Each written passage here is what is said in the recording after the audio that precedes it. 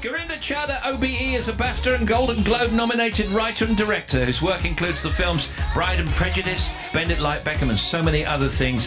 Gurinder's latest project is a new series called Beecham House, which starts this Sunday night, 9 p.m. on ITV. And Gurinder is here! Thank you. What a welcome. So, you started in radio, right? You did the traffic, and what else did you do? Yeah, I was in Radio WM, Pebble Mill. Right. And back in the day, fantastic canteen, do you remember? Wonderful. I started with the travel and the weather, and the hardest thing for me was I always had to do a time check, and I could always do it's 17 minutes past 8. Yes. But I could never do the 1:45 for some reason. And a couple of times I had dead air, which was like really unprofessional. And then Ed Doolin, if you remember Ed Doolin. Ed Doolin would come on and go, oh, I think we've lost it to a croissant or something. And then fill in. Jimmy, what year was this? It was ages ago. It was the 80s, right? But I loved radio, and what I learned still works with me today in films. You know, like being a journalist on the radio, you have to be so precise with your words and so on the money of what you're trying to say, and that follows through, I think, in my script writing. As I say, latest project is Beecham House. It's set in 1795 in Delhi, before the British ruled in that region. It's about John Beecham, who's played by Tom Bateman. He's a former soldier who's bought a mansion called Beecham House to begin a new life with his family. I'm going to play a clip here if it's all right with you, Gurinder. Sure, Shall I do that? Yeah. In the first episode, John meets with General Castilian, a French mercenary who works for the Emperor at the Red Fort to get a trade license.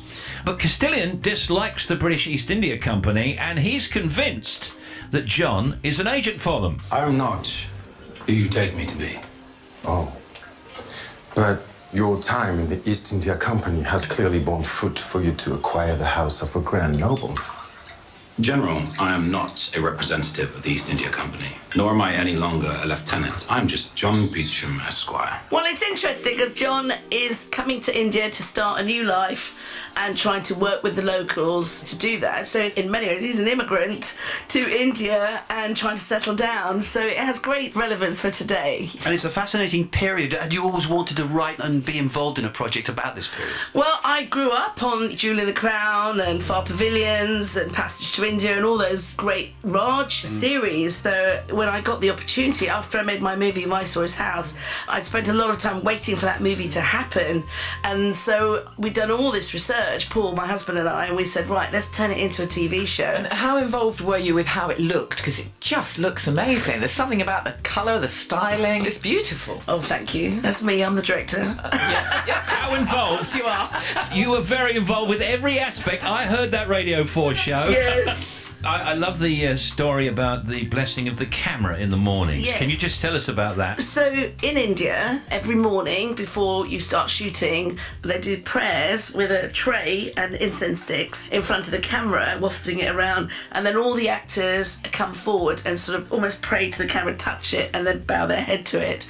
And it's like a blessing to thank you, camera, for giving me my livelihood. And so we do something similar. From what I understand, the people that work with you do create a lovely atmosphere, and you have this tremendous energy and enthusiasm, except that sometimes somebody left the set because there was a lot of shouting. Yes, that's true. Now, in India, this is the way movies are made. Everybody shouts, right? So in England, Yeah. just before a take, everyone's sort of sitting there and the actors are getting into their place. Yeah. And the cameraman's going, should we do it over here? Should we do it like this? Should we do it? Yeah. And I'm going, yeah, that would be great. So that's how we do it in England. In India, everyone's like, take it, light, move the light there. Over there. Need it, buzz. And I'm going, shh. They go, yes, take it, madam. And it's everybody talking at once as well, All right? at once, yeah. I'm like, poor guy. I can't get into character. I tell you, it's my lovely sound guy. Just was like, I can't hear anything. How can I make this work? It's just too noisy. All right, just stay there for a second, Gurinder, if you would. Gurinder Chadha is with us. Can I come back in just a moment? Talk Flowers. I see your eyes have rested on the only English rose. Hello, Mr. Beecham. Are you fond of dancing? Delhi has the prettiest dancing girls in the whole of India. In several years. Welcome back. That was another clip from Beecham House, and Gurinder Chadha, writer, director and co-creator of this particular piece, is here with us.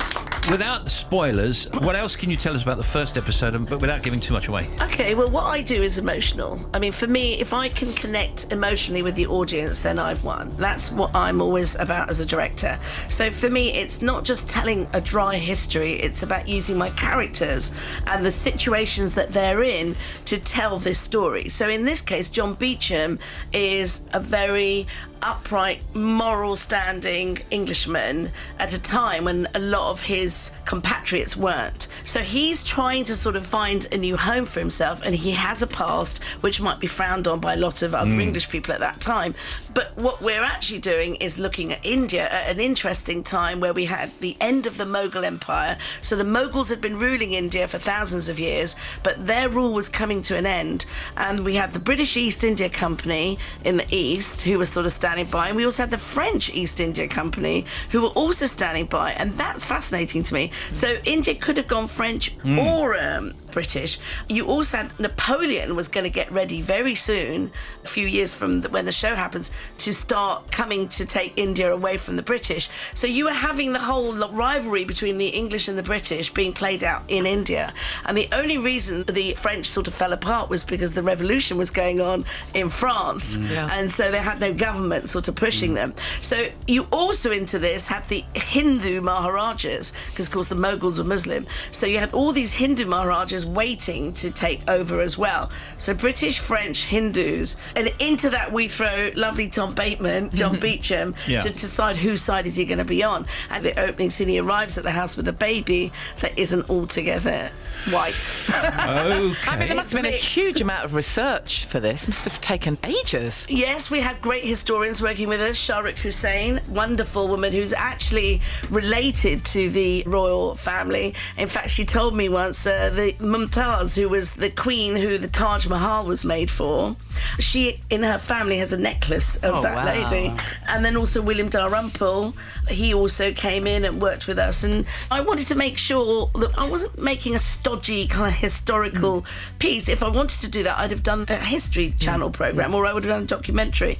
We have to remember it's 9 o'clock, Sunday night. I love that slot, and I don't want to be too taxed, but I do want to be transported, and I want to use my brain a bit, but I want to get involved in the characters. So that's exactly what I was going for, and I think that I managed to achieve that with a fantastic crew and cast who gave it their all. And I believe at some point you were under some pressure to have some of the men stripped to the waist. Is that correct? Outrageous! Really?